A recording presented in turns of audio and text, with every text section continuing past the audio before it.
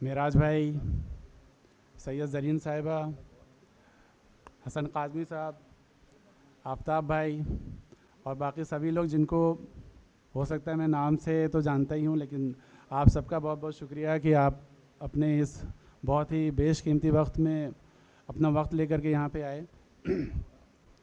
देरी के लिए माजरत, लेकिन शायद लखनऊ में ऐसा होना नहीं चाहिए, टाइम से होना चाहिए, लेकिन फिर भी चूँकि प्रोग्राम है और शुरू करने से कुछ भी पहले मैं आप सबसे एक रिक्वेस्ट करूँगा कि आप सोशल डिस्टेंसिंग ज़रूर फॉलो करें। अगर मुमकिन हो सके तो आप एक सीट छोड़ करके बैठें ताकि हमारी डिस्टेंसिंग फॉलो होती रहे। बराए मेहरबानी आप लोग वैसे ही बैठें, एक सीट छोड़ करके एक पे बैठें प्लीज़। बराए मेहरबानी सोशल डिस्टेंसिंग का फॉलो ज़रूर करें।